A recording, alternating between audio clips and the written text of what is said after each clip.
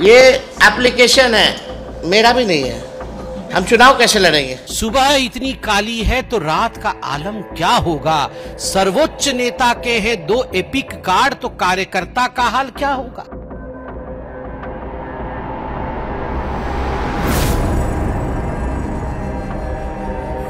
Hello नमस्कार सत श्री अकाल अस्सलाम वालेकुम। कैसे हैं जनाब? तो हमने आपको बताया था सेकंड वीडियो बिहार पर बनेगा और एटम बम पर बनेगा। वही एटम बम जो राहुल गांधी फिलहाल इस टाइम लिए घूम रहे हैं, लेकिन वो एटम बम कब दागेंगे कब मारेंगे पता नहीं चल रहा। पर इतना जरूर है कि बिहार में और एक छोटा सा एटम बम फट गया है।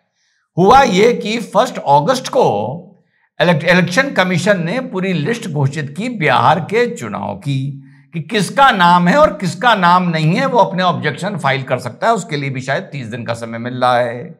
अब तेजस्वी यादव जी जल्दी कर गए और उन्होंने आके प्रेस कॉन्फ्रेंस कर दी। प्रेस कॉन्फ्रेंस क्या करी, पहले ये सुनते हैं। यही है ना मेरा, ये एप्लीकेशन है, मेरा भी नहीं है। हम चुनाव कैसे लड़ेंगे? अभी तो देखिए, ये चुनाव आयोग का एप्लीकेशन है और मेरा EPIC नंबर हमने इसमें डाला है। EPIC नंबर अगर आप चाहें तो हम बता भी दें। RAB 2916-120। इसमें कैप्चा आता है। हाँ, अच्छा है। अब हम डालते हैं। हाँ भाई, चुनाव लड़ने के लिए आपको बूथ वोटर बनना चाहिए, बिहार का वोटर होना चाहिए, तब जाकर के आप चुनाव लड़िएगा। बूथ संख्या क्या है आपका?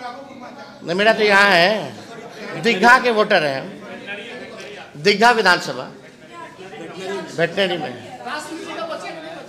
अब जब चेक करना, जब मेरा नहीं है तो यही ताजुब लगेगी ना। जी साथियों, तो सुना आपने, तो आपने अपना एपिक कार्ड नंबर यानी electoral photo I card number RAB 2916-120 बताया और कहा मेरा भी नाम नहीं है, मैं वोट कैसे डालूंगा।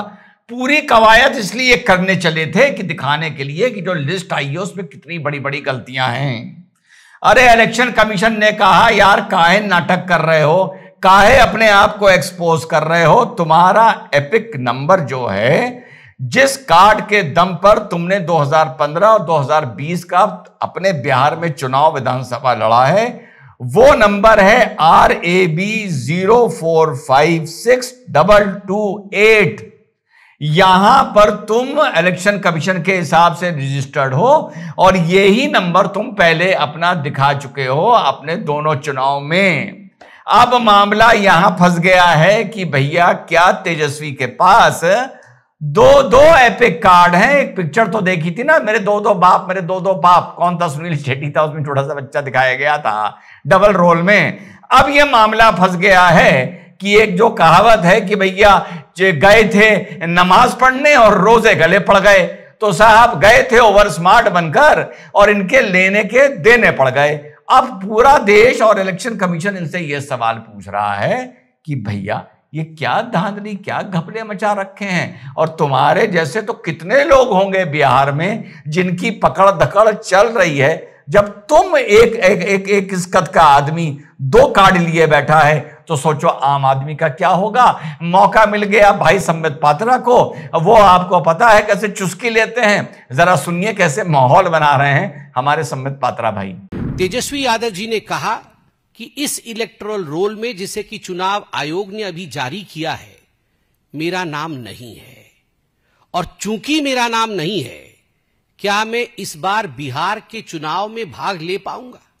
चुनाव आयोग ने कहा जो एपिक नंबर डालने से तेजस्वी यादव जी का यह पूरा का पूरा पर्ची सामने निकल कर आता है और 416 क्रमांक पे वह वोटर लिस्ट पे मौजूद है, वह एपिक नंबर वही एपिक नंबर है जो उन्होंने 2020 के अपने हलफनामे में, नॉमिनेशन के अपने एफिडेविट में डाला था और उसी एपिक नंबर के आधार पर 2020 का पिछला विधानसभा का चुनाव भी लड़ा था। क्या तेजस्वी यादव के पास 2 वोटर ID कार्ड थे?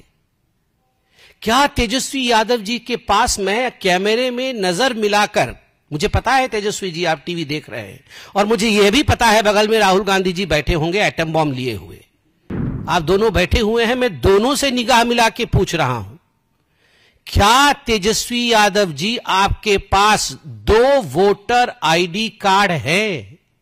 मैं तो आज पूछना चाहता हूं, सुबह इतनी काली है, सुबह इतनी काली है तो रात का आलम क्या होगा? सर्वोच्च नेता के हैं 2 एपिक कार्ड तो कार्यकर्ता का हाल क्या होगा? जी हाँ साथियों, देखा हमने संबित पात्रा की जो शब्द शैली है और जो बात रखने का तरीका है वो बिल्कुल अलग है। तो कैसे संबित पात्रा साहब चुस्की ले रहे हैं तेजस्वी यादव से। अब इसी मुद्दे को आगे बढ़ाते हुए राहुल गांधी जी ने जो 2 दिन पहले, कल मैंने आपको वीडियो दिखाया था परसों, जिसमें वो एटम बम एक लिए घूम रहे हैं, जो उन्होंने इंटरनल इन्वेस्टिगेशन, प्राइवेट इन्वेस्टिगेशन कराया है, जिससे चुनाव आयोग उड़ जाएगा, नजर नहीं आएगा। उसी संबंध में राहुल गांधी ने फिर से अपनी बात दोहराई है, वो सुनिए। The electoral system, when we release this data, it's literally like an atom bomb. Because the truth, my friends, is that the election system in India is already dead. That will show the whole country that the institution of the election commission does not exist. That it has disappeared. It has taken us 6 months of non-stop work to find this proof. Why? And you will see, with no doubt, zero doubt, how a Lok Sabha election is stolen. 6.5 lakh voters vote and 1.5 lakh of those voters. जी हाँ, तो मोटी मोटी यही बात सामने आ रही है। जैसा राहुल गांधी ने बोला कि 6.5 लाख वोटरों ने वोट दिया, जिसमें 1.5 लाख वोटर फर्जी थे, यानी मोटा मोटा लगा लें कि 6 में से 1 वोटर फर्जी निकल के आया है। और जब तेजस्वी के पास 2 कार्ड हैं तो वाकई राहुल गांधी बिल्कुल सही कह रहे हैं। बिहार में इसी तरह के 2 कार्ड वाले कितने फर्जी वोटर होंगे, वो कार्ड किसी का लेके जा रहे होंगे और वहां इंटरनल सेटिंग से अपना वोट डाल के आ रहे होंगे। तेजस्वी यादव की बात ने, राहुल गांधी के आरोप ने यह बात तय कर दी है कि बिहार में जो कवायद इलेक्शन कमीशन चला रहा है यह बिल्कुल सही है, बिल्कुल उचित है। देश को वाकई इसकी जरूरत है। और इतने सारे एटम बम लिए अगर राहुल गांधी घूम रहा है, जिसका मैं भी इंतजार कर रहा हूं, 2 बातें होनी चाहिए।